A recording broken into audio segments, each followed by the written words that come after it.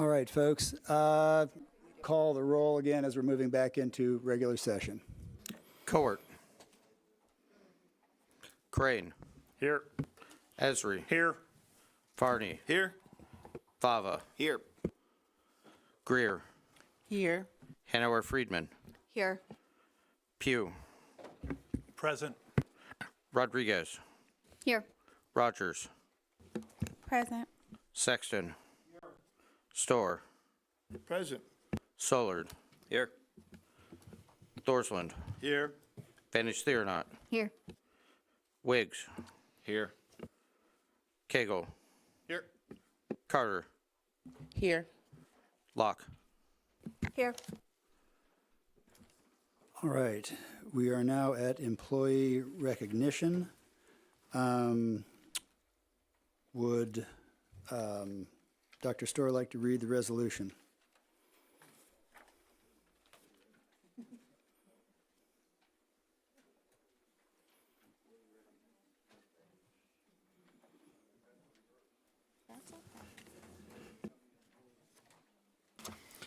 Thank you, Chair Summers.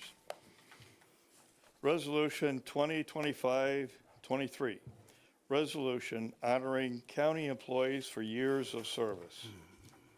Whereas, it is the vision of Champaign County Board to be a recognized leader in local government where every official and employee has a personal devotion to excellence in public service and embraces the highest standards of ethics and integrity, which enables Champaign County to provide the best customer services to its citizens. And whereas one element of pursuing this vision is communicating to employees that their service to Champaign County is both valued and appreciated. And whereas employees admirably serve the people of Champaign County with a full commitment to the responsibility of their county offices, work in partnership with fellow employees and county officials, and have dedication to the best interests of all the people of Champaign County. And whereas the Champaign County Board wishes to recognize the dedication and service of the employees who've reached 5- and 10-year milestones in January 2025. Now, therefore, be it resolved that the County Board of Champaign County hereby recognizes each of the aforementioned Champaign County employees as an asset to the citizens of Champaign County and expresses gratitude and sincere appreciation for their years of service. Presented, adopted, and approved and recorded this 23rd day of January, Anno Domini 2025. And if you're present, would you please rise? Jessica Pickett, State's Attorney, 5 years of service. Nicholas Roberts, Sheriff, 10 years of service.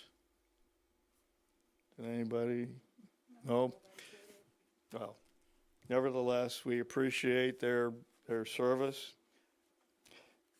Recorded and attested this 23rd day of January, 2025.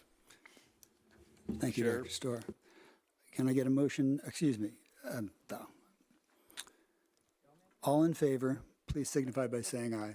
Oh, a second? All right, I'm sorry. Is there a second for the motion? Dr. Storr. He made the motion. I second. Chair Locke will second the motion. Dr. Storr made the motion. All in favor, please signify by saying aye. All opposed, same sign. Motion carries. Thank you.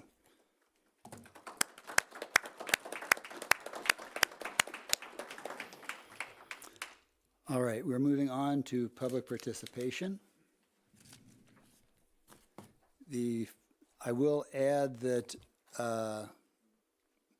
when we do get to the consent portion of the agenda, there will be some discussion. We'll remove it from consent so that we can have board discussion with regard to the aquifer. The first slip I have is for Susan Mantell.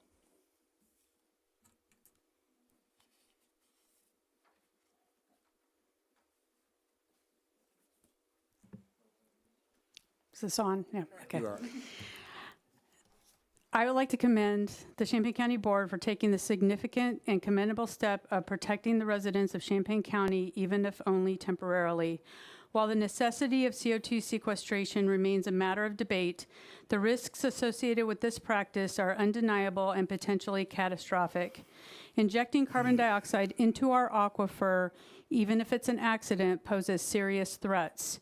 Contamination of this vital water source could render it unusable with disastrous consequences.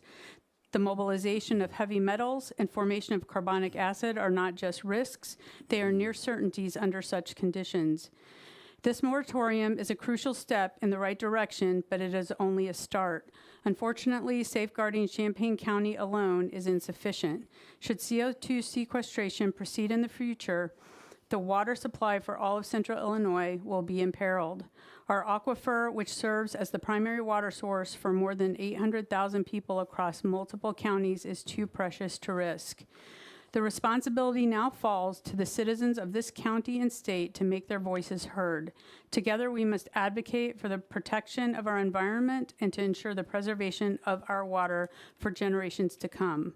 I encourage everyone to support legislation presented by Senator Chapin Rose and Representative Brandon Schweitzer, both Republicans who have presented legislation in the last year to try to circumvent some of the absences in the legislation that was presented earlier. So we need to shore up that legislation, and so we need bipartisan support, and I would encourage you to contact everyone in the state that you know to try to get that legislation brought forward. Thank you.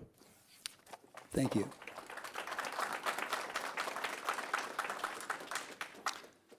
Next up is Andrew Wren.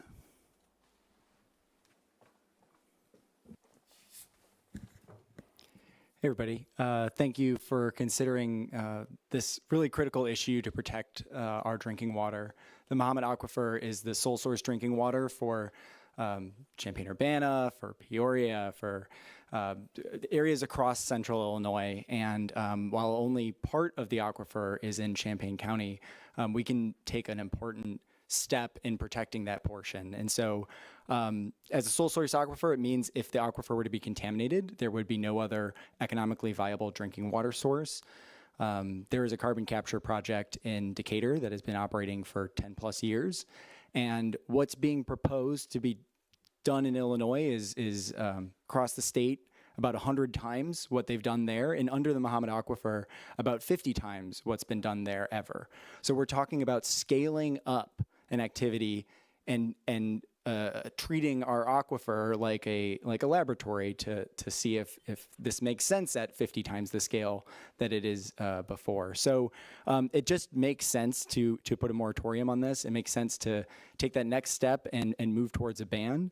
As the previous speaker said, I do think a statewide ban would be great, but having Champaign County step up and say this is what makes sense for us and for our aquifer will go a really long way towards making sure we can do something at the state level.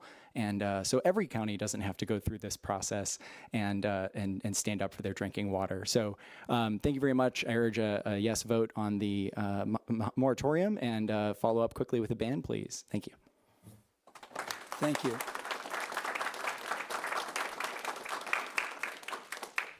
Okay, next is Mayor Diane Marlin.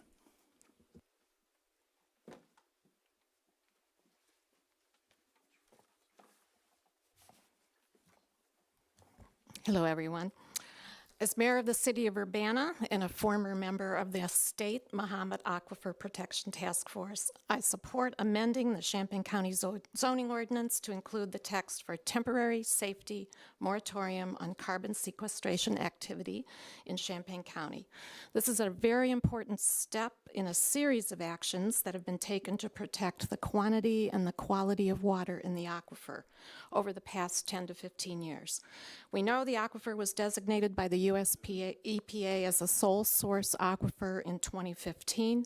That means we have no reasonable alternative if the aquifer is contaminated or compromised. So I know you all support this and what the action that you're going to take tonight. So I want to thank you all for your support. I want to thank county staff, John Hall and his team, for all the work that's been done in this. I also want to recognize the bipartisan efforts to protect the aquifer. Senators Paul Faraci, Senator Chapin Rose, Representative Carol Ammons, and Representative Brandon Swizer have come together to protect our drinking water. And I sincerely appreciate the leadership of the Prairie Rivers Network and the Eco Justice Collaborative. They have brought together a broad coalition of the community, and we're all united in support of water supply. It's life itself for this region, and I sincerely appreciate what you're doing here tonight. Thank you. Thank you.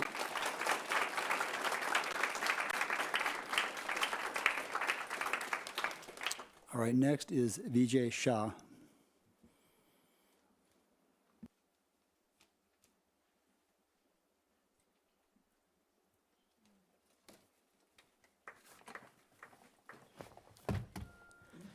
So I know everyone wants to get home as soon as possible, so I promise I'm not going to read all these wonderful storybooks to you. My name is Vijay. I'm a graduate student at U of I. I've done work on carbon capture specifically, so less on the sequestration. I'm not speaking on behalf of anyone except myself, but what I want to share is a little bit of what I've learned from literature review and the work of experts who've done this since before I was born. So first, I want to start off by saying these books are from 2007 and 2010, so this is not new knowledge. The form of carbon capture and sequestration that is proposed here is to take gaseous CO2 and shove it underground in a form that's called supercritical. It's not quite a liquid, not quite a gas, it's somewhere in between. You heard someone else say that CO2 in that form can mobilize heavy metals. And CO2, supercritical CO2, is used as a solvent by chemical engineers to do all sorts of reactive chemistry. So this is a well-known thing that it's a very good solvent for things. You also heard about carbonic acid. CO2 under pressure, when it reaches water, which it would be under pressure under these conditions, as soon as it contacts water, will form carbonic acid. And that will do all sorts of other chemistry that, because there aren't many projects like this underneath an aquifer, it's hard to say exactly what the risks will be because those heavy metals have not been mobile until this point, because something like this hasn't been done in this scenario. So the question that this raises here is, well, we need to do CO2 capture in order to mitigate the worst effects of the climate crisis. This is well-known science. These books acknowledge that there are 3 other ways of doing carbon sequestration. One of them is to mineralize the carbon in the form of carbonate minerals. So magnesium carbonate, potassium carbonate, these are things that you can then store that are relatively inert. You can also turn that carbon into, you can do torrefaction and turn it basically into coal briquettes that you can bury underground that are completely inert. You could also do what they call terrestrial sequestration, AKA growing trees, right? Plants know how to capture carbon best, and so they say leave the job to the plants. But these technologies either take too long to capture the carbon or they are more expensive or energy intensive. So there are technological barriers to these other technologies that do exist, and there are veritable claims against them. The problem here, and I'm going to cite Potawatomi scholar Dr. Kyle Powys-White, who's out at University of Michigan. Regardless of your feelings about the rivalry, his work is really, really amazing. But he says, and I want to qualify this statement because I've read this before, but who he's talking about are not just a corporation or not just, big faceless entities, but he's talking about Westerners and settlers and immigrants collectively. He says, the last person you want hitting the panic button in a bad situation is the one who caused the problem in the first place. He goes on to say on the next page, climate change is always about years and decades and centuries and how the changes are occurring. It's also about the fact that time is running out. Quote, we only have 2 decades or we only have 50 years to do something. It's similar to the public health crisis. He's referring to the COVID-19 pandemic, where it's all about time. the 14-day waiting period, or we need to close the economy for a month.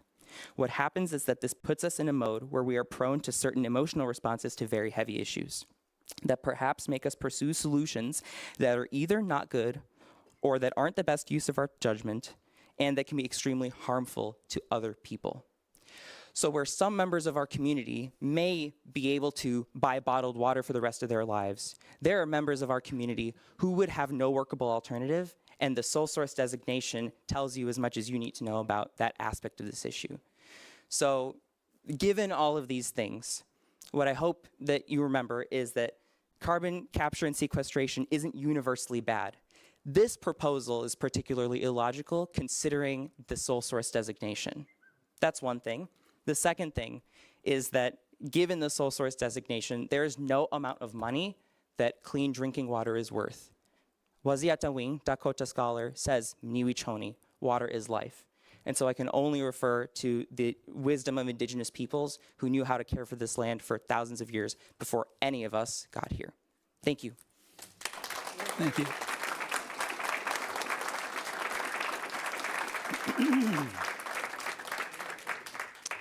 All right, next is Marcia Morrow.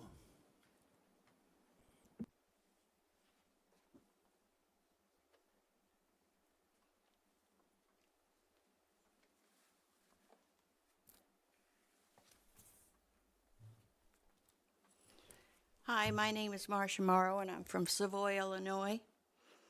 I want to tell you a short story about one well.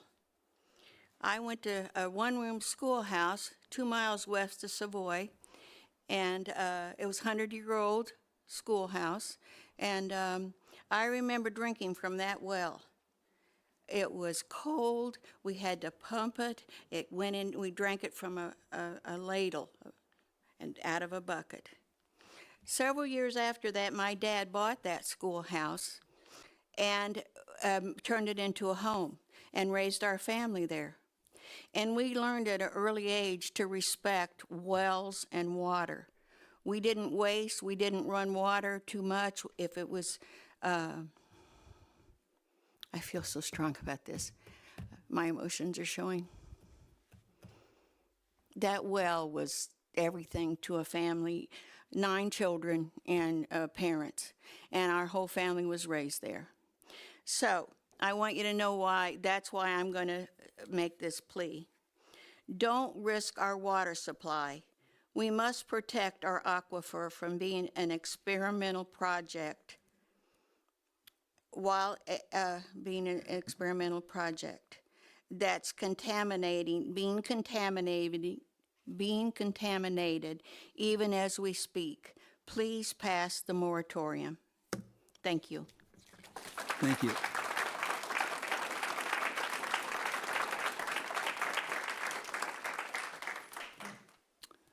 Alan Wehrman.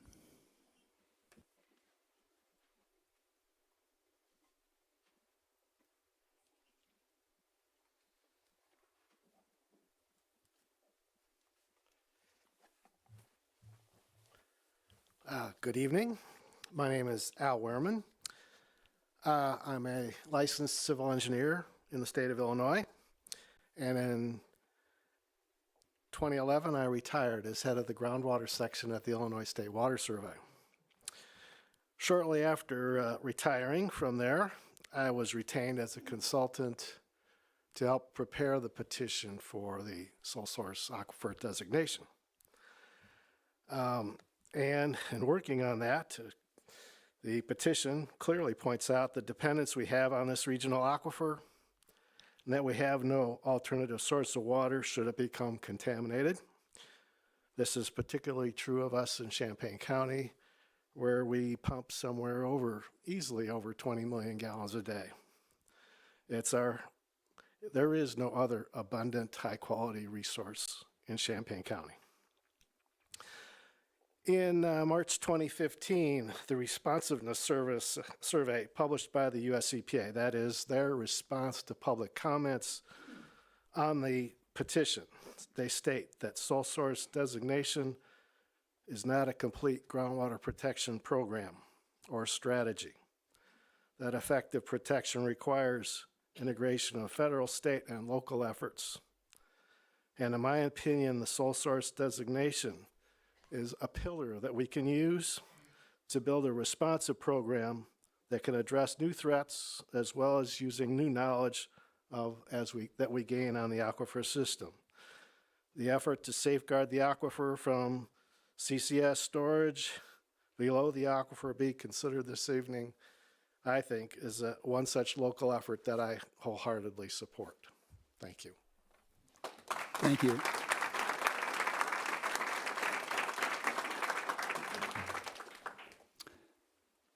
That concludes public participation.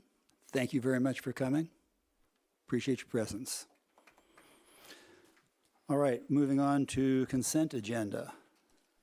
Can I have a motion to approve consent? Okay, excuse me, JJ. I'd like to remove 2 items from the consent agenda. Item A1, which is the carbon sequestration moratorium item, and then item D7, which is appointing the regional superintendent of schools. Okay, are there any other items that people would like to remove? Yes, Chair Chair, excuse me, Chair. I Locke. believe we also would like to move item, hold on, let me make sure I have the number right. Item C10, establishing a capital asset policy. If we could remove that from consent and push that forward to next month on the COW. We have some changes that we'd like to make based on our outside auditor's advice. All right, those are removed from consent. Can I have a roll call to approve the remaining items on consent, please? Cowart. Yes. Crane. Yes. Esri. Yes. Farney. Yes. Fava. Yes. Greer. Yes. Hanover Friedman. Yes. Pugh. Yes. Rodriguez. Yes. Rogers. Yes. Sexton. Storr. Yes. Sullard. Yes. Dorsland. Yes. Finish Theorenot. Wiggs. Yes. Cagle. Yes. Carter. Yes. Locke. Yes. Thank you. Just for clarification, to make sure that this is correct, I will let the record reflect that it was moved by Farney, seconded by Locke. All right. I'm a bit at a loss here with regard to at what point we should discuss the option of the ordinance 2025-1 for, yeah, go ahead, JJ. I would move that we approve item A1 that was taken off the consent agenda. All right, thank you. Can we have a motion to approve item A1? Motion by Thorsland, second by Farney. We have a motion and a second. Discussion. Mr. Farney. So this is the carbon sequestration moratorium, and I've been giving a lot of thought to this, and I've actually had more communication from constituents, from friends, from people just stopping me, the wonderful speakers we've had tonight. And the more I think about, we don't go far enough. And so I would like to make an amendment to the proposed ordinance tonight to change in section 5.51, purpose and intent, Part A, to remove the word temporary.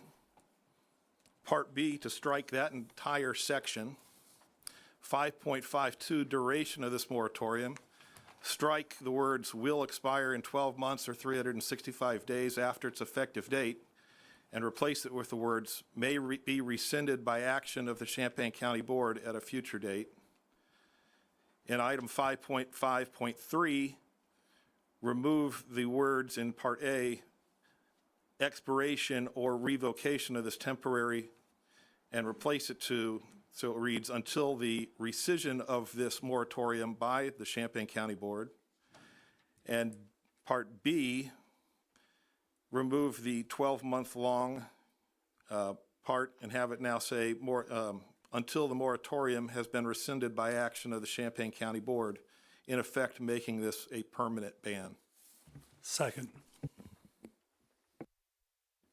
We have a motion and a second.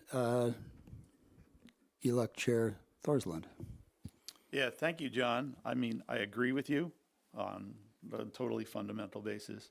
We put a lot of work into this in ELOC, and ZBA held hearings on it, and I'm not sure with this significant amount of change if we can actually not allow more public comment to come in on that, meaning if we don't ZBA and then come back to here. I'm not sure we have to do that, but, and again, I support everything you said, but that's a big change from what we went through the process to do. And I understand the need for it, and I know that 12 months isn't a lot of time to work on the permanent ordinance, and I fully intend to push that through ELOC with your help and everyone else on ELOC and the cooperation of the ZBA to make a permanent moratorium or a permanent ban or encompass countywide while we work with state legislature to make this maybe a much more sensible statewide thing too. At least put some real brackets on where this is allowed to happen if we do it at all in the state of Illinois. So I would ask maybe a little patience. If we can, we've made it clear we want to do this. Let's pass the moratorium in the way that everyone worked on it. And then let's get to work right away on making this a more permanent thing. But I'm happy to go with the will of the full board. But that's what we did through ELOC unanimously, and you were one of the unanimous votes then. So, and yes, I received a lot of input via email and from constituents. And not all of them said, nobody said not to pass this. And some said that it needs to be longer. So, and legislatively, 12 months is a short amount of time. But I think we did this in record time for an ordinance change. And I think we are up to the task to get the permanent ordinance change in there. So it's up to you. On some level, it's up to the rest of the board, but that's my feelings on this. So I don't want to diminish the work of what everyone did. Well, we have the motion on the floor to amend the resolution as presented, and we have motion and a second. Is there further discussion? Dr. Storr. Thank you. I echo what ELOC Chair Mr. Thorsland had to say, and I, as I have said at ELOC and discussed with groups, I think that the sequestration beneath the Mahomet Aquifer is a risky endeavor, and but I also think that we're looking at prohibition within Champaign County, and that there may be other places that may be suitable, and we don't want to disclude those.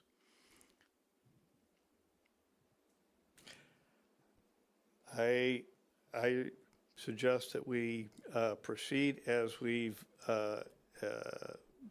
chartered a course in conjunction with some of the with people like the Prairie Rivers Network and the CO2 Eco-Justice System, Collaborative, excuse me, and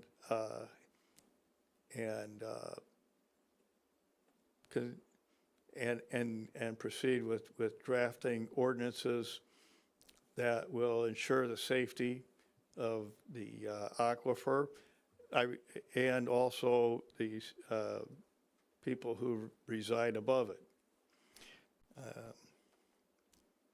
And I think that we can do that within the time frame that we have outlined. But I in principle, think that what you're proposing is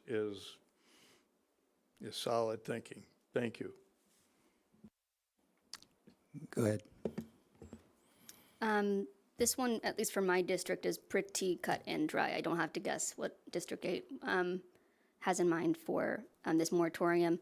I respect the procedural concerns, but also if the question before me is do we want a permanent moratorium on carbon sequestration beneath our sole source aquifer, my district would say yes.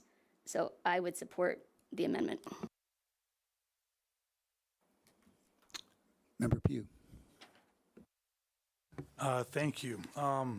As a person who actually grew up on well water and as a representative of a district that contains the Fifth and Hill chemical plant where people literally cannot drink the water around it, I am for a full and permanent moratorium on sequestration.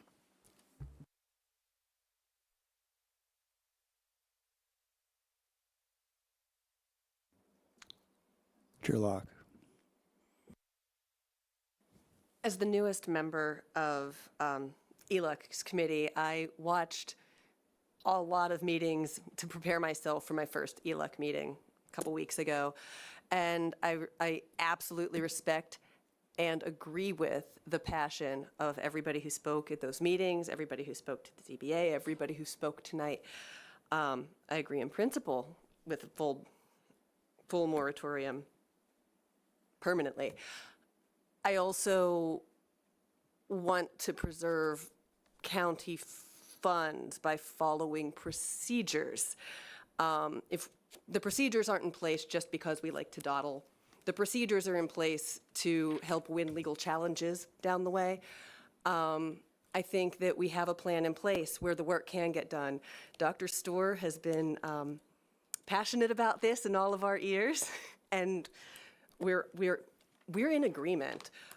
But I think that if we work with a temporary moratorium, we can work together with interest groups, with the passionate community members to come up with something permanent by following the standard procedures in a way that will get the same job done and preserve county funds that would not be going to needless legal challenges. That's why I'll be voting no on JJ's amendment and yes on the temporary moratorium.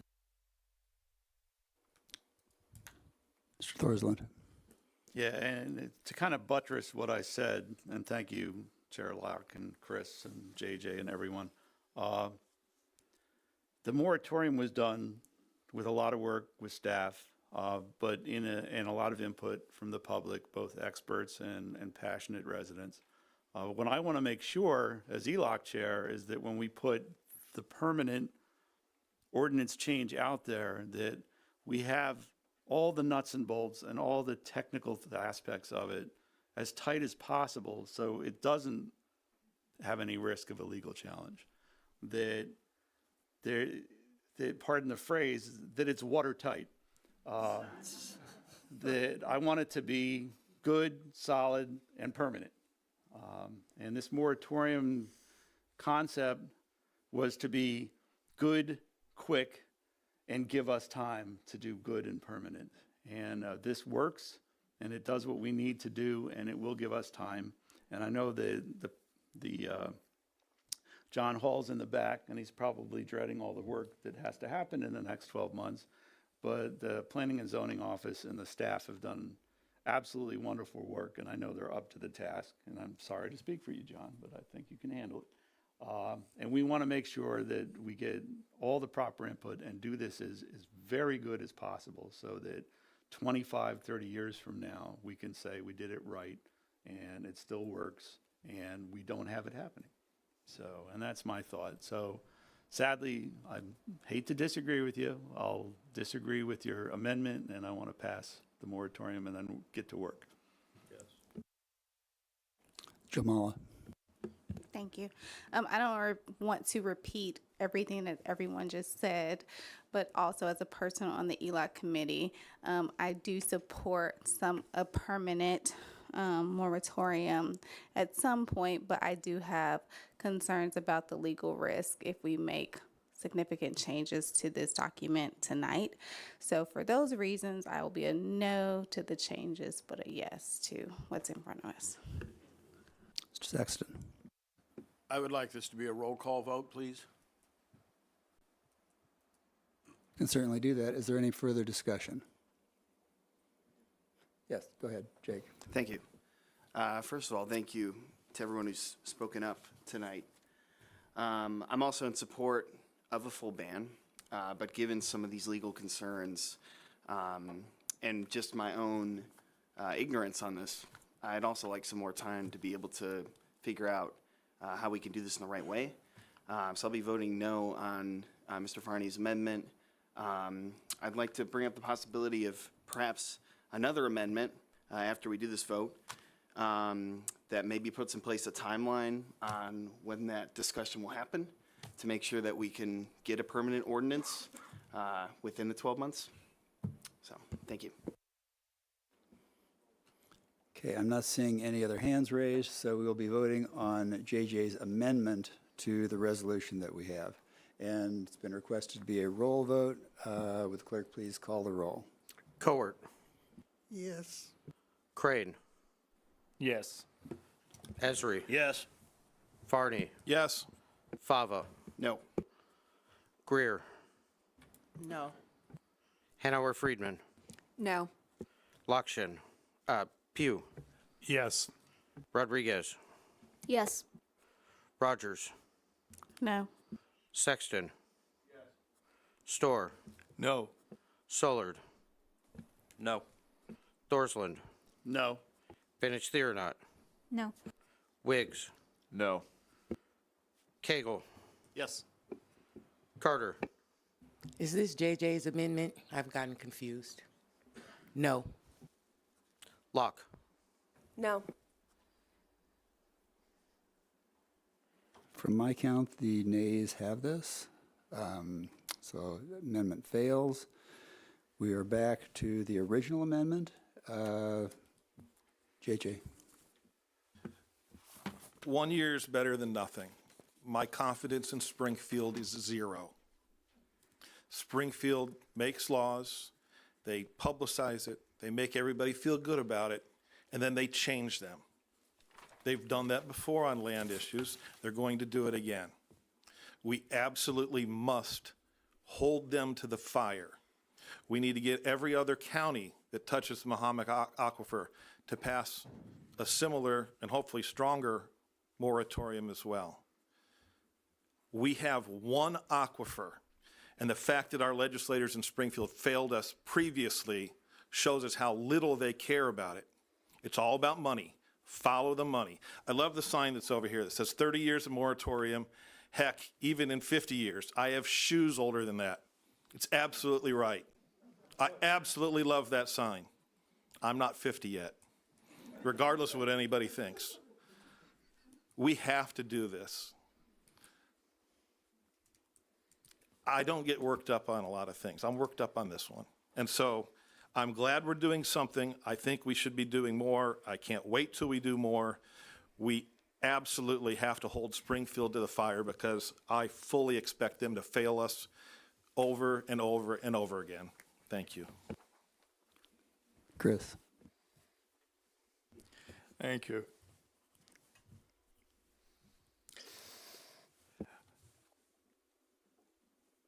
I'm very proud to serve on this Champaign County Board. I'm also very proud to have worked with some of the folks who are here who've spent their working career or part of their career in working to protect our groundwater quality and sustainable supply. I worked with that as well. And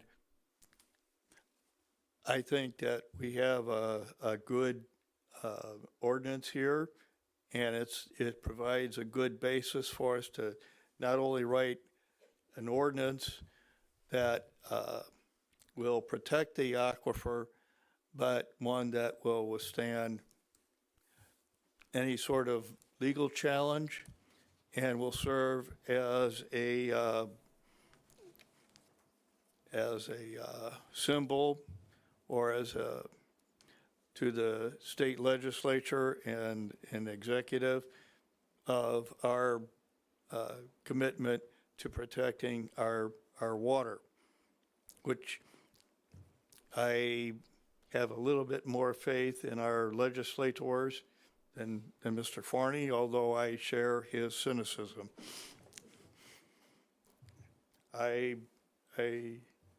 We've unanimously supported protecting our aquifer at this board, and I think that we will continue to do so. And I think I will reserve further comment to the meetings that we will hold when we discuss specific aspects of an ordinance. And with that, I end my comment. Aaron. Thank you. I've made this comment before in this chamber here before this board that I don't draw directly from the Mahomet Aquifer, but the water formation that my house pulls out of is a great source of water. All the years my family's lived there, never had an issue with quantity. To me, I have no problem going with a full moratorium. I will support the one that's in front of us since the amendment got voted down. But to me, there should be basically no idea of putting carbon sequestration under any piece of ground where somebody's drawing well water that's consumable from. So to me, that would basically mean the whole county and a very large part of Illinois, if not almost all of Illinois. I mean, you think of anywhere in the county where there isn't a house out there pulling water out of the ground that they're using to drink from. There may be a few out there that for drinking issues, the groundwater just naturally is not suitable, but that would be very few in the county. But we've already seen what happens when groundwater other than the aquifer gets contaminated with the People's Gas Manlove facility, storage facility north of Mahomet, being contaminated with the natural gas storage, and whether or not it's still happening, times that people could turn on their tap and literally light a fire out of the tap because of the gas coming out along with the water. We don't want to see that happen again. So I have no problem with a full moratorium over a large part of the state, period. Water's too precious to squander in any way. And I, like Mr. Farney, have absolutely no faith in any legislation that would come out of Springfield. Thanks.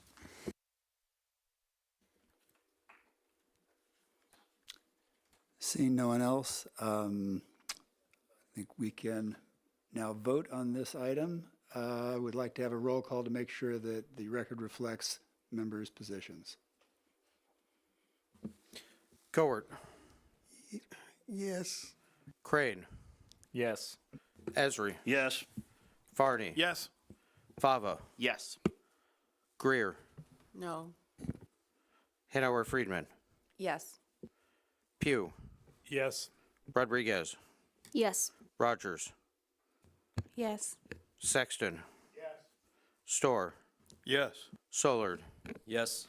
Thorsland. Yes. Vanish Theonot. Yes. Wiggs. Yes. Cagle. Yes. Carter. Yes. Locke. Yes. Motion passes. Thank you. Okay.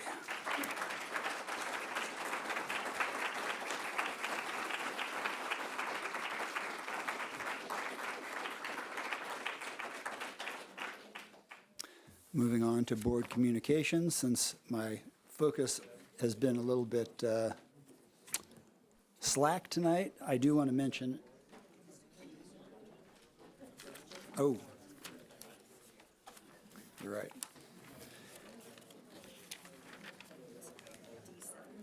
Yes, clearly my attention to detail is lacking. We have not yet voted on the adoption of Resolution 2025-21, appointing John Kelly as Regional Superintendent of Schools. We do need to accomplish that tonight. Can I have a motion? Motion by Locke, second by Thorsland. We have a motion and a second.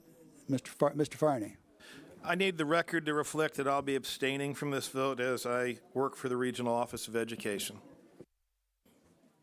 Thank you. Aaron? Well, technically, it shouldn't have gone on the consent to begin with, since JJ abstained at the committee of the whole. That's just a mistake that didn't get caught till now, so just to let everyone know. Thank you. Thank you. All right. We have a resolution on the floor. All in favor, please signify by saying aye. Aye. Opposed, same sign. Motion carries. I will pass that on to the current superintendent. He's very eager to have this on the record for his replacement. Thank you very much, Chair Locke. All right. On with communication. Before we start, so I don't mess that up, we are starting our employee recognition luncheons tomorrow. That will be from 12 o'clock to 1 o'clock. The locations will be at the courthouse, at Brookins, and the sheriff's office.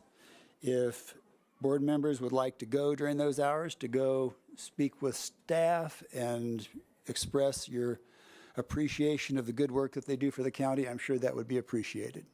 So anyway, just a point of information. All right, as far as board communications, go ahead, excuse me. Thanks. So I know that there are many concerned AFSCME members who are leaning into negotiations as they continue.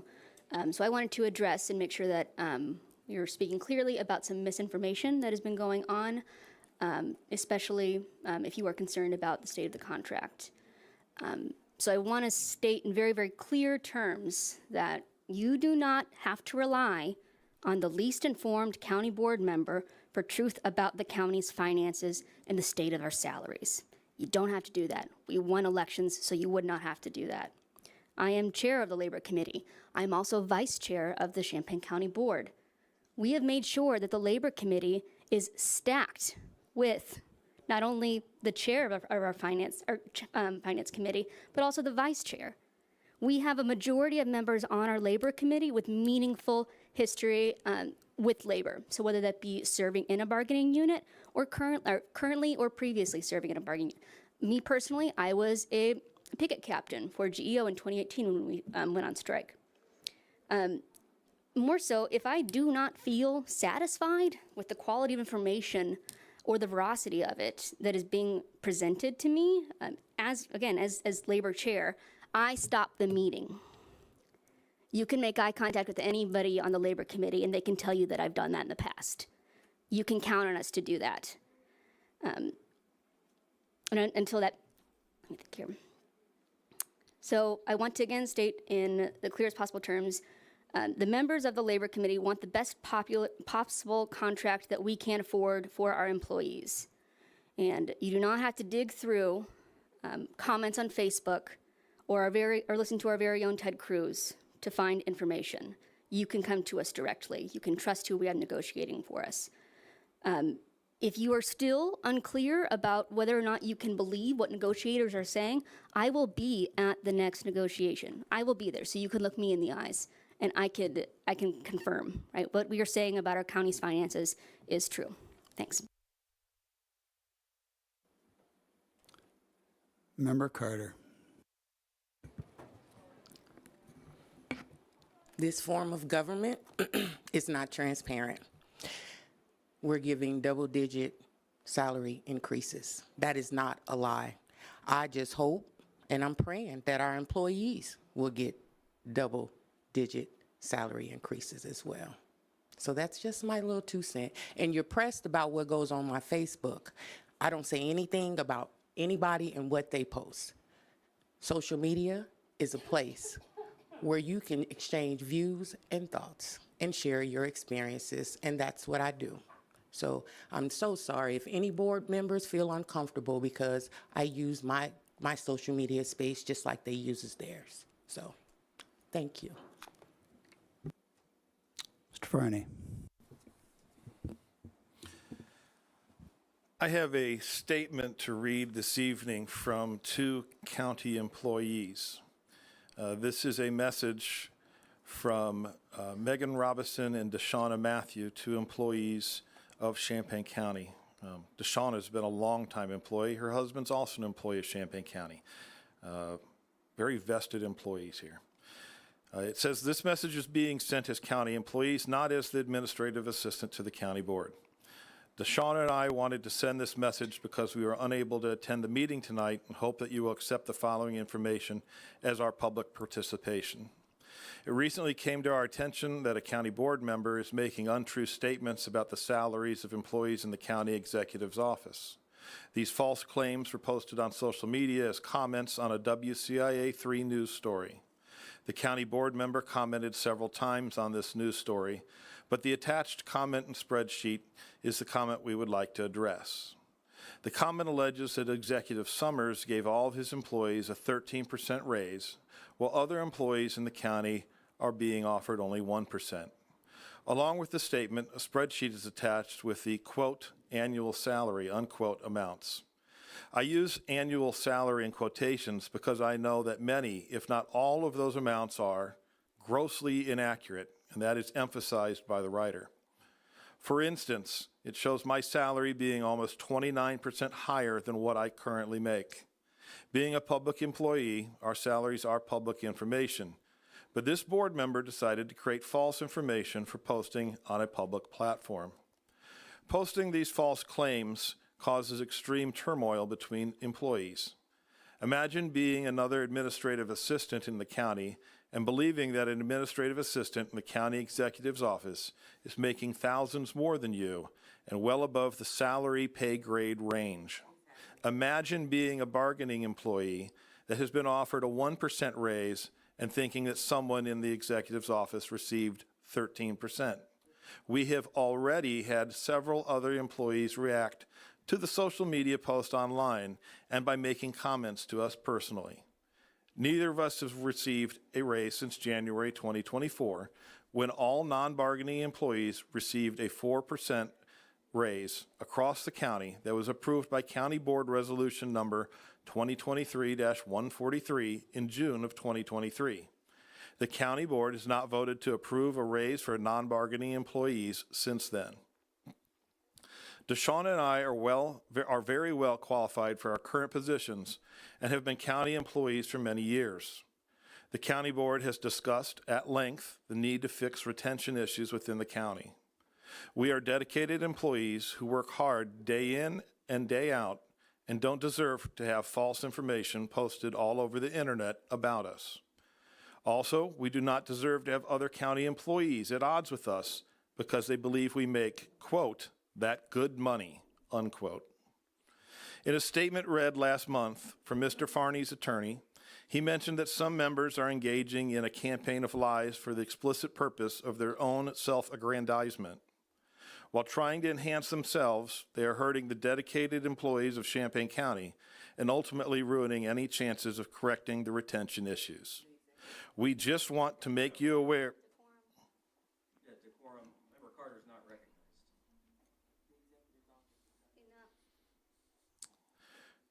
We just want to make you aware of how current employees are being treated on social media. Please let us know if you have any questions. I appreciate the comments from these employees. I've seen both the social media post and the actual salaries of these employees. Social media posts are grossly inaccurate. This is ongoing, these social media items. And I'm just going to get down to brass tacks. Member Carter should resign. If we want to have board members who are serious about the work of the county and governing the county and actually representing our constituents, the voters of Member Carter's district deserve much better. Thank you.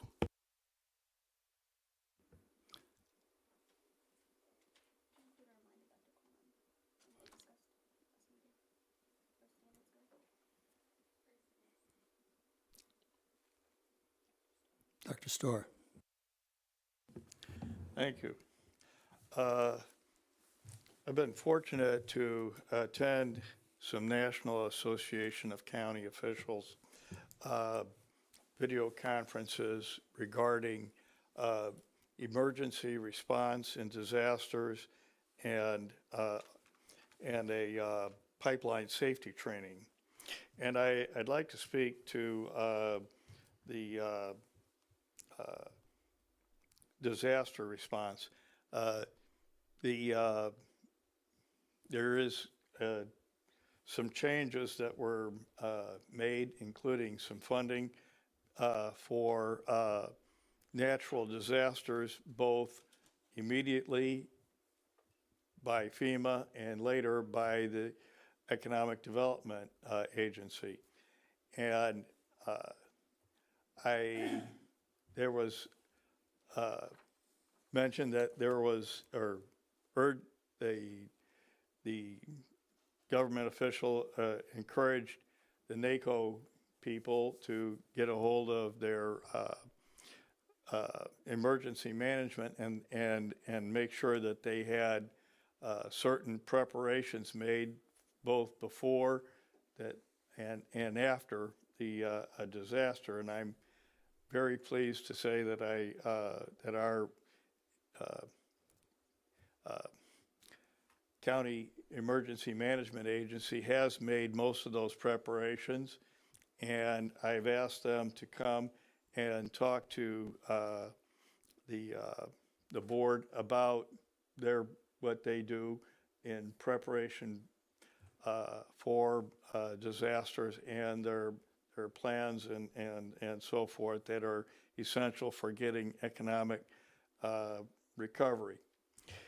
The second item that I'd like to bring to the board's attention is that I attended a coordinated response exercise, a pipeline safety training for first responders. And this has to do with pipelines that carry petroleum products, natural gas, and perhaps in the future, carbon dioxide. And what I learned was that the way that they identify a probable or possible problem is through a drop in pressure in the pipeline, and that it may take as much as or more 2 hours to actually intervene in such an emergency. And that includes kind of trying to check out whether it actually, what's going on. And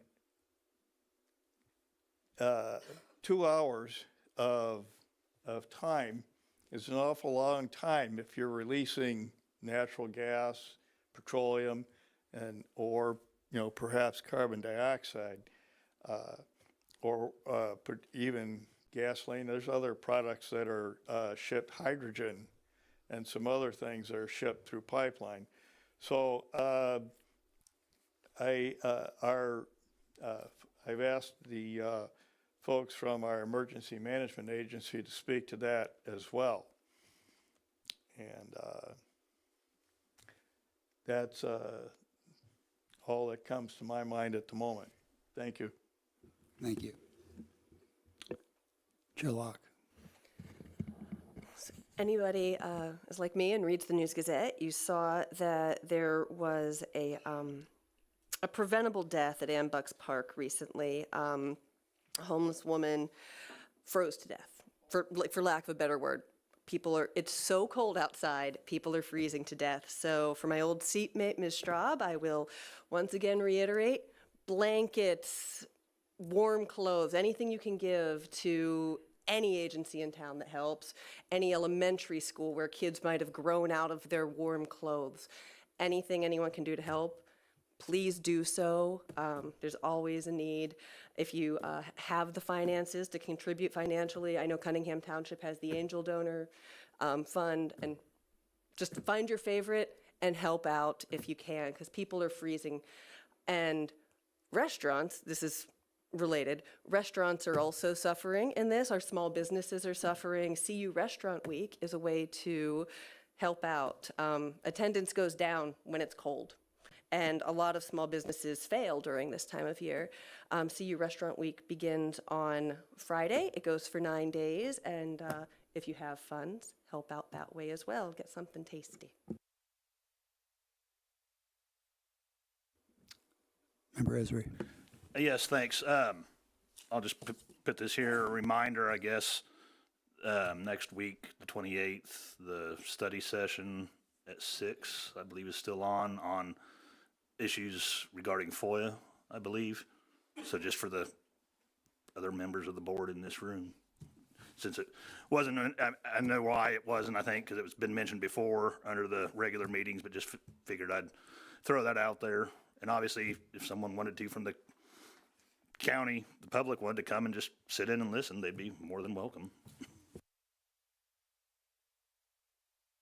Member Carter, you've spoken once. If you want to make a And brief I'll speak statement, again, you and will I'll speak be, when you and are I will be recognized. putting You are not my recognized. updated You are not information on social recognized. media Please turn off as your soon mic. as I leave here. You are not so recognized. I just wanted to let you know Please that. turn off your mic. Thank you, Executive You are Summers. not recognized. I have to say, sure, not Chair Carter, thankfully. Well, thankfully, you won't be Executive Summers, thankfully, pretty soon. You are not recognized. I have the right as chair to make a statement.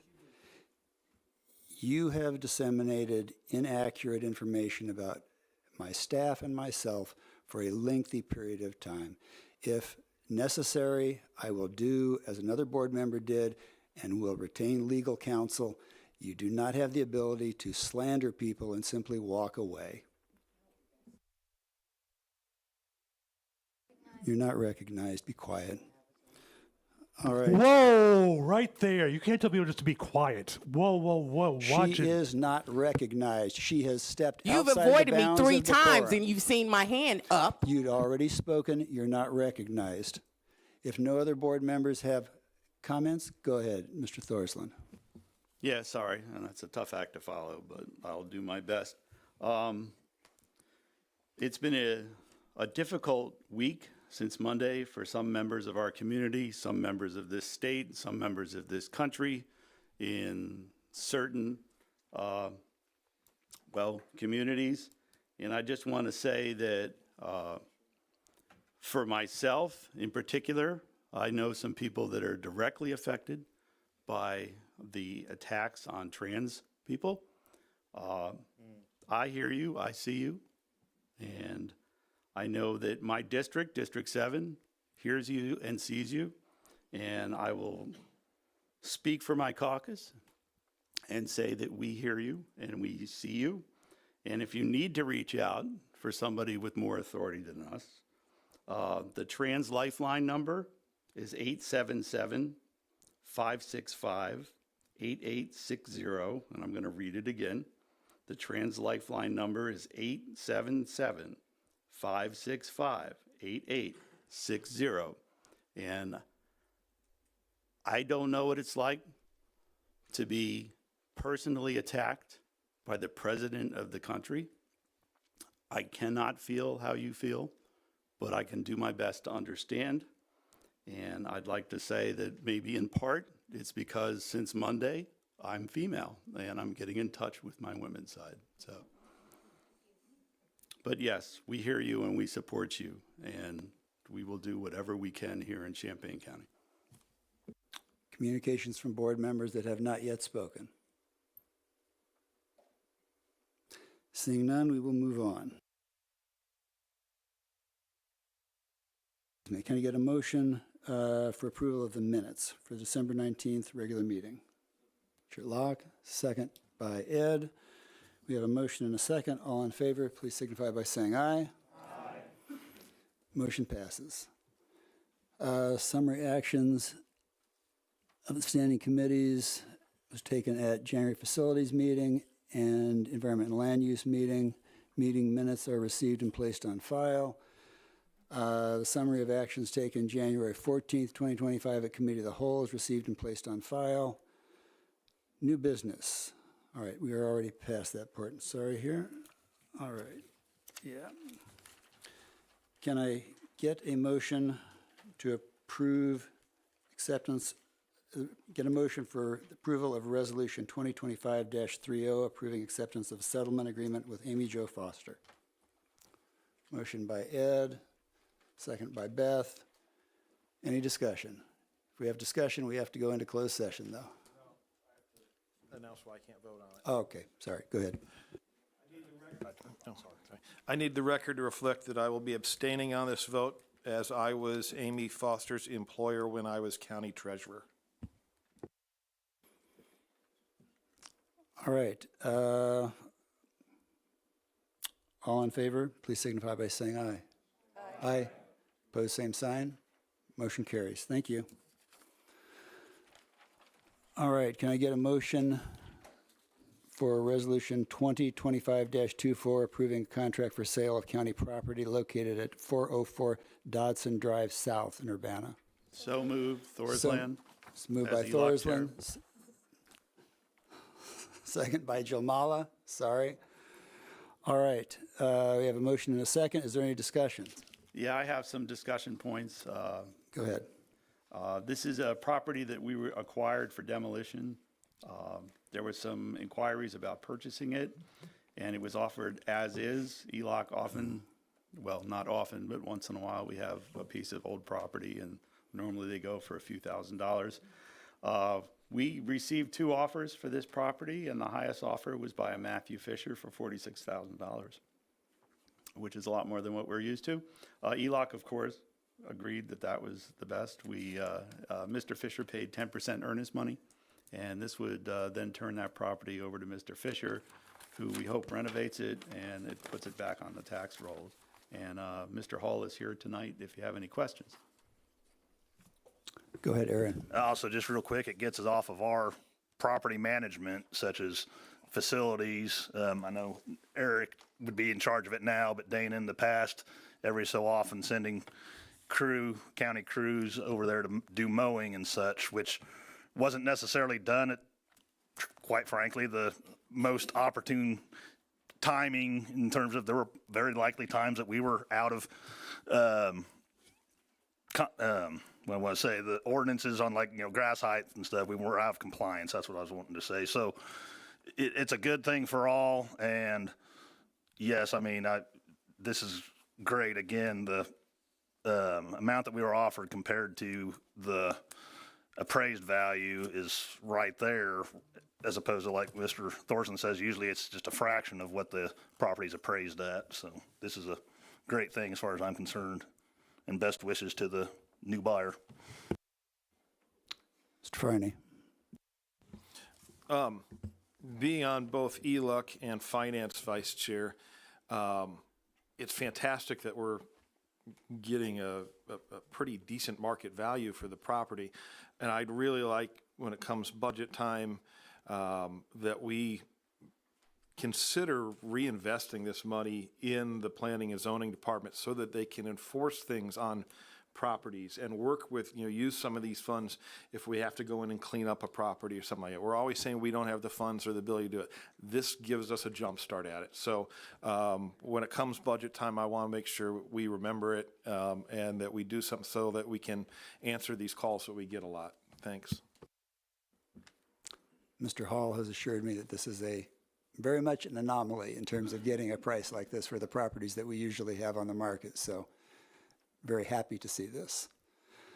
All right, all in favor, please signify by saying aye. Aye. Opposed, same sign. Motion carries. Thank you. Can I get an omnibus motion to approve the adoption of Resolution 2025-25 authorizing payment of claims and Resolution 2025-26 approving purchases not following purchasing policy? Motion by Farney, second by Sullard. Discussion. Seeing none, all in favor signify by saying aye. Aye. Opposed, same sign. Motion carries. Thank you. Can I get a motion to approve adoption of Resolution 2025-27 appropriating motor fuel tax funds for county highway improvements, Section 24-00472-00BR? Got a motion from, have a motion from Ms. Court, second from Farney. Jeff has been very patient and sitting there since 6:30. If we have questions, the main reason this is on the agenda is because we did not have a highway meeting like this. We did not have a highway meeting this month. Aaron? Just a comment, mainly towards Mr. Jeff Blue. Thanks for getting this. This is in my district. Not that it doesn't affect the whole county, but thank you for getting this on the schedule to get it done. You've done a good job, I would say, of keeping up the county highways. I wish you could get the state to do the same with some of the 2-lane roads in this county, like specifically between St. Joe and Sidney. Now, I know they did improve a piece there from the bridge that was replaced up to this county road that we're looking to replace and redo now, but the rest of it is just terrible. And there are others in this county, 2-lane roads that the state has control over that desperately need work, a lot more so than the county road that we're looking through this amendment to get taken care of. But not saying that the county road doesn't need it, it needs it, but it's just that much better than what the state roads are in. And it's nice to see from the county standpoint, but it's sad to see from the state standpoint. Thanks. Go ahead, Mr. Sollard. I'm new on the highway committee, so good to meet you in person. Stop speaking, Ms. Carter. I have the floor. I wanted to ask, though, Mr. Blue, if you could just kind of, since we didn't have the committee meeting, if you could tell us just kind of what the condition of the highway stretch is here that we want to replace and repair. Yeah, this is a road that was built before I was here back in the early 2000s. So it's roughly 25 years old. The center line is totally degraded. We've been out there twice with our forces trying to patch with our patching machine the center line. It's got a lot of transverse cracks. And one of the things that we're going to do with this project, so we're going to recycle the roadway and overlay it, but we're also going to pave the shoulders because we have a lot of roads in Champaign County that are straight. This is not one of them. This one winds around. And it also goes past Frito-Lay. It has a lot of truck traffic. It brings a lot of trucks from over at the Fairmont Quarry. It's a very heavily traveled road, and it's coming apart on us, basically. So we're spending a lot of time and effort on maintenance of this roadway. And the gravel shoulders just never seem to stop as far as us having to do things with them just because there's so much truck traffic on this roadway. JJ. Jeff, I just want to say thank you for the Tolono-Philo Road that we finished back in the fall. It's a fantastic piece of highway, and I know the Homer-Sidney Road is going to be the same way, and echo Aaron's comments. My constituents really appreciate it because that's a very highly traveled road. People going to, especially people that work on campus, use that road all the time from Homer and Sidney and places southeast. Yeah, till we put up a stoplight down there, right? Ooh, I'm just kidding. I got some places I'd Never like to gonna see happen. it at. Never going to happen. Ms. Carter. Thank you, Mr. Jeff Blue. I am also on the Highway Committee, and I just want to thank you for your professionalism. Anytime that we ask questions, you make it so that even people, like me that don't have any prior experience with the Highway Committee, that I'm able to understand what is actually being done. So I just want to thank you for your professionalism. We really appreciate it. Thank you. Thank you. Mr. Pugh. Thank you. As a person that goes down this road about once every other month, it'll be a nice change to see that actually fixed. Of course, it's going to be a long time probably coming, construction, but I guess we'll just have to deal with it. Yeah. Thank you. It'll be open to traffic during the entirety of the construction, except for if we have to replace some crossroad culverts or something. So there might be some minor detours, but nothing major during the construction. Aaron, did you have another question? No, just one more quick comment. Thank you. Also, specifically, you mentioned like truck traffic and stuff, but the agricultural traffic on that road, getting the paved shoulders will be extra nice for that because as I imagine most, if not all in here know, agricultural equipment is often wider than a standard lane. Having that little bit of extra paved shoulder will make it that much nicer for when and if anyone in that area needs to run equipment up and down that road. Just gives us that extra little bit of space to get over with knowing that, you know, you actually have a base there, something that you can run on when you're meeting someone or pulling over for someone to pass you from behind or something like that. So, Grant, it is a well-traveled road. As Mr. Farney said, people coming into Champaign-Urbana to go to the university and stuff, many people I know travel that road to Sydney, then drop south and then hit 1400 North or Windsor Extended and come right past my house. It'd be nice if they would all, to me, but can't, if they would all stay on the 2 lanes, but Right. the true 2 lanes, but that's not going to happen, and I know. But again, just thanks. Thank you.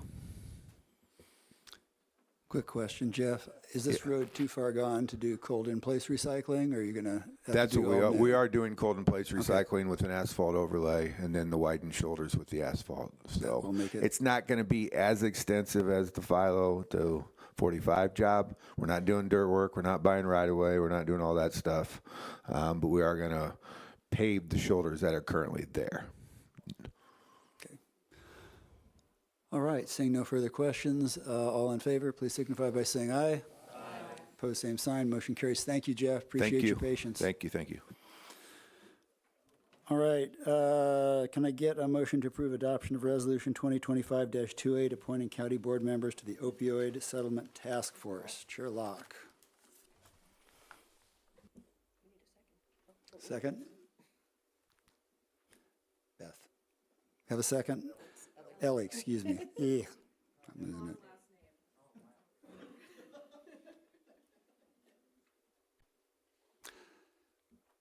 Are there any questions or comments? Go ahead. Thank you. Thank you for the new members. I promise we won't waste your time. We just want to get together and do what's right. Thank you for agreeing to serve Brett. Thank you for agreeing to serve JJ. Thank you. All in favor, signify by saying aye. Opposed, same sign. Motion carries. Thank you. All right, can I get a motion for Resolution 2025-29, establishing places of election for the 2025 consolidated election? Thorsland with the motion. Second is a Store. I have a motion and a second. Is there any discussion? It's an extensive list. All in favor, please signify by saying aye. Aye. Opposed, same sign. Motion carries. All right, can I get a motion to approve the adoption of Resolution 2025-31, approving an amendment to contract with Brewer and Russo Builders for County Plaza Renovation Project? Motion by Greer, second by Benish Theranot. Questions? Any discussion? Dr. Storr. I see that our new facilities person is here. Is he going to speak, or is he? If you have questions, he can certainly, or he can speak to it if you would like him to. Go ahead, Mrs. Carter. So can we get a move-in date? If I'd have one, I'd give it. So we're moving as fast as we can, though. Dr. Storr, did you have any specific questions for him? I just curious about all of the changes and how progress is going. Progress is going fairly smoothly. The big issue we have right now is just catching up on the elevators. They're up to date, as they said in the facilities meeting. They actually moved it up from June to April, so we did get some progress there. I spoke with them just this week. They're going to hopefully cable the last 2 elevators of the 3, so that'll hopefully free up the 3rd. The big issue that we're having is a couple of communication issues, but we're getting that resolved. But other than that, everything's moving pretty smoothly. So, Ms. Locke. Hi there. Can you just speak to why this specific change order that we're voting on, because not everybody here has served on facilities, so this specific change order, what necessitated it?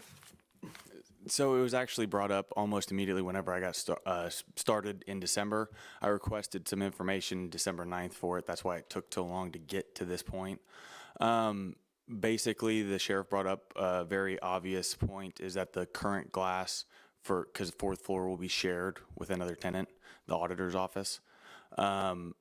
brought up the fact that that glass is not bulletproof. So is an obvious concern. If somebody from the public came up, had an adverse event, and they try to take it out and go through the auditor's office, we obviously want to protect them. So part of that too is they're trying to move to the panes.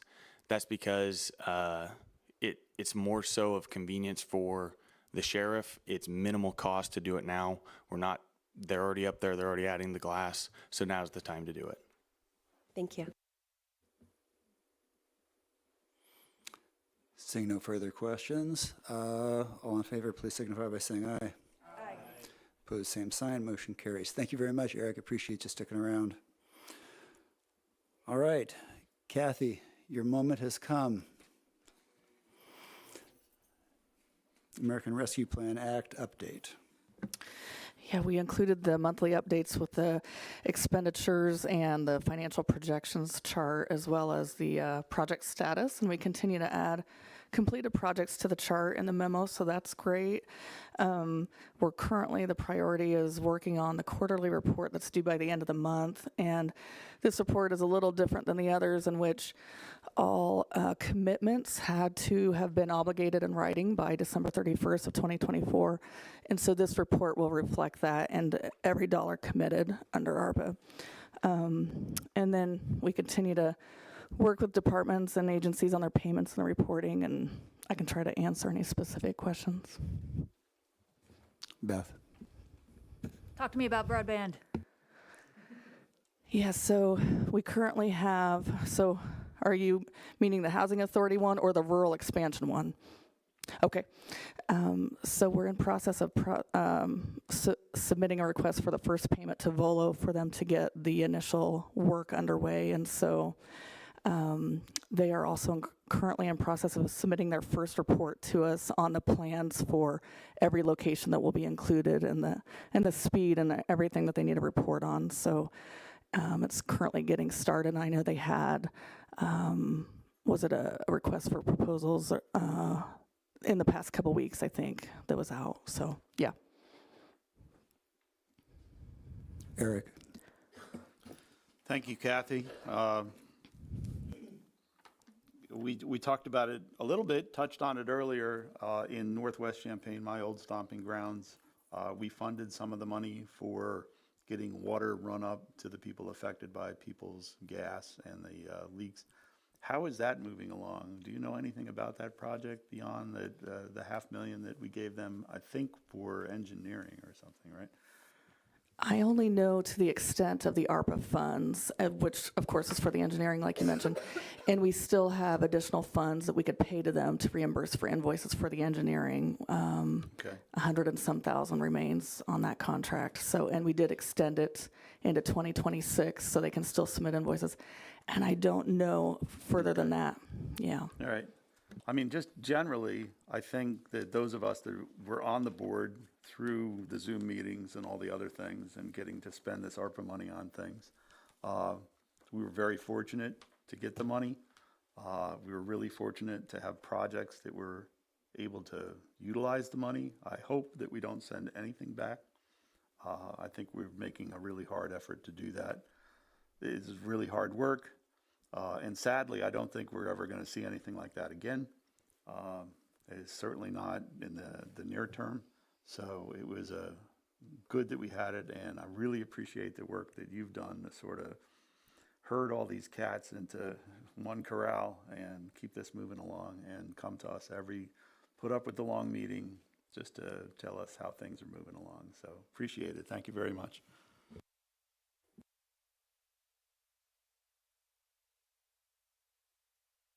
Sorry, Chris. You'll be next, Ms. Carter. Thank you. My favorite topic, low hurdle grants.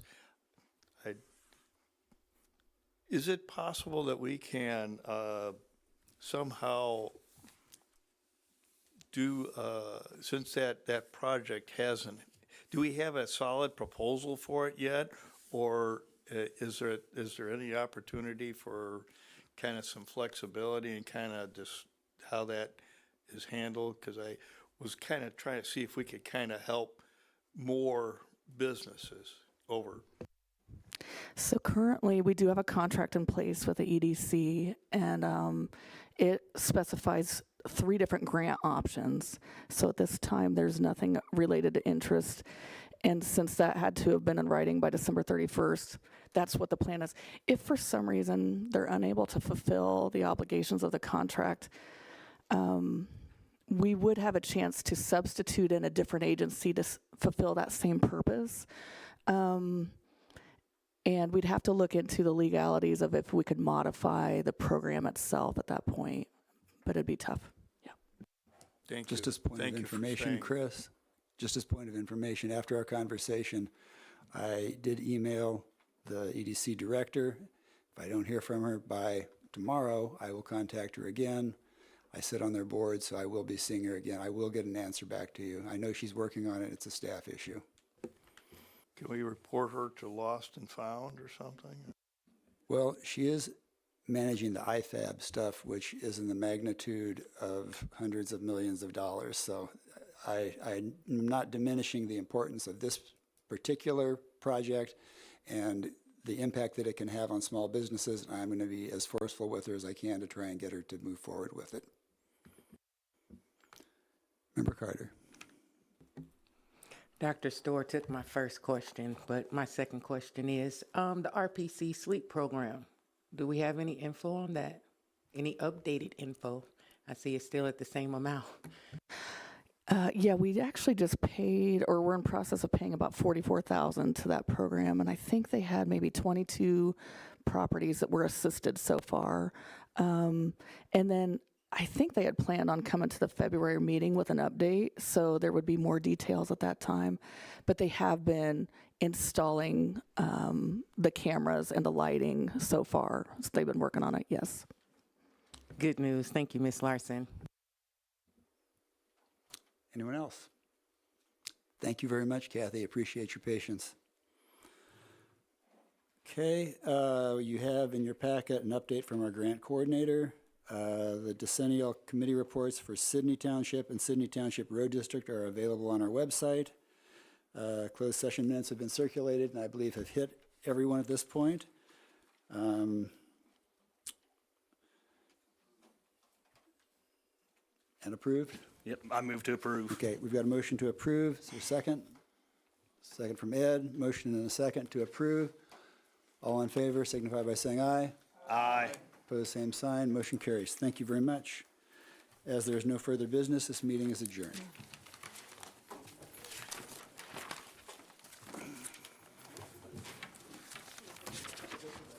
Hey, how exciting the kid Nate is.